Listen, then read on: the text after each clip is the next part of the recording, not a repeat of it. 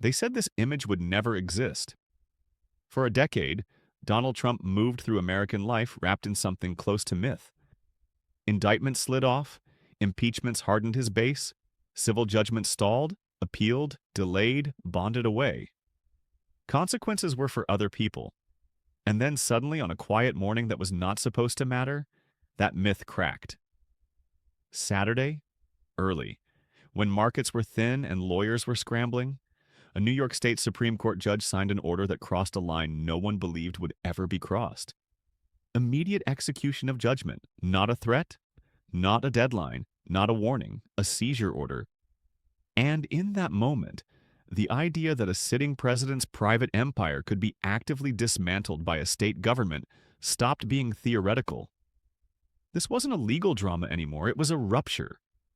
The kind that changes how power works. The kind that doesn't get walked back. This is the moment everything tilts. This did not happen randomly. It did not happen because someone woke up angry.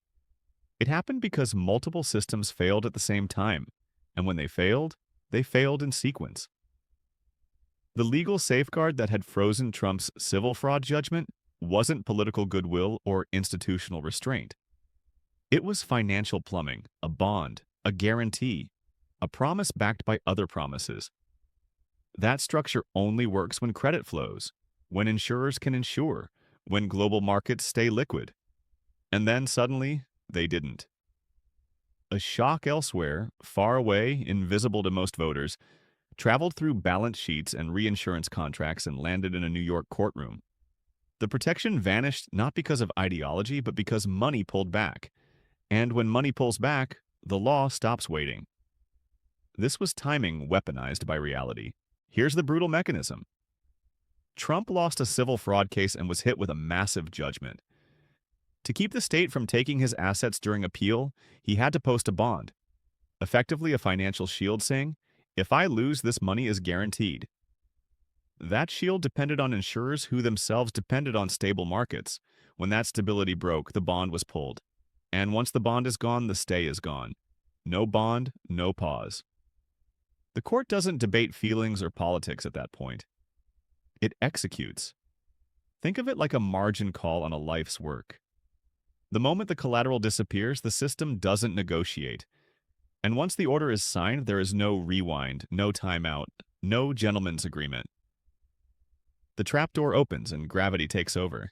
So what comes first when the door opens? Not the sentimental assets. Not the golf courses or the vanity projects that bleed cash. The state goes for what pays, what moves, what humiliates. The symbolic targets come before the practical ones because symbolism is leverage, trophy buildings, cash-flowing commercial space. Properties whose names are inseparable from the man. Control, not just ownership, becomes the battlefield. Receivership is the quiet killer here. A court-appointed authority that doesn't argue, doesn't posture, doesn't tweet. Rent flows away from the owner. Decisions get made without him. Staff answers to someone else. The brand still hangs on the building, but the power inside is gone. Imagine the footage. State officials, not protesters, asserting control over the commercial heart of Trump's world. That's the image that would live forever. And then it collides with something much bigger than real estate. One authority says execute the judgment, another says secure the president, state law versus federal power, a sheriff with a court order versus a protective detail with a mission that supersedes almost everything. This is where legal theory turns into a physical problem.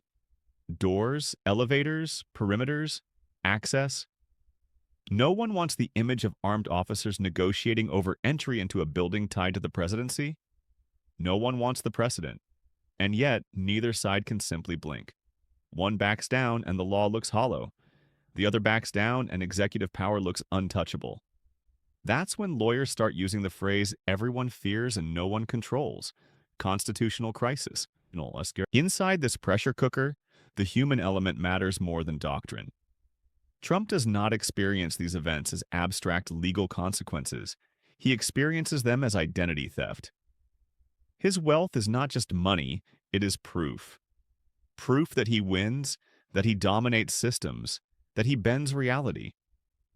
When that proof is threatened, the reaction isn't calm strategy. It's rage, obsession, fixation. Supporters see persecution and theft, a system finally admitting it hates him. Independents see something else: instability, distraction, weakness. Elites and donors see risk. They don't wait for verdicts, they read trajectories. The aura that protected him for years, the sense that he always escapes, starts to flicker, and once invincibility looks temporary, loyalty becomes conditional. From here, there are only dangerous exits.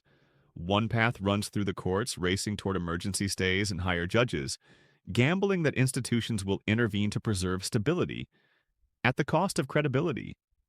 Another path runs through escalation, using the power of the presidency to shield personal assets, daring the system to stop him, at the cost of legitimacy. A third path is financial surrender: assets sold, control lost, damage contained, at the cost of the myth.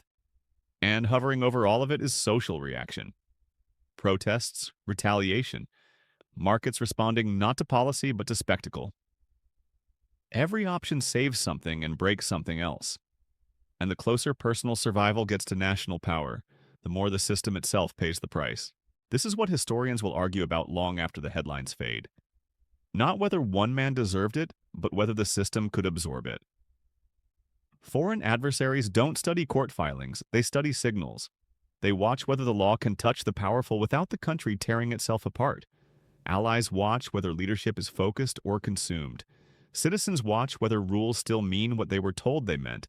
This is a stress test, not of a presidency, but of a republic built on the idea that no one is untouchable. And history is merciless with leaders who feel cornered. When power and fear collide, restraint is usually the first casualty.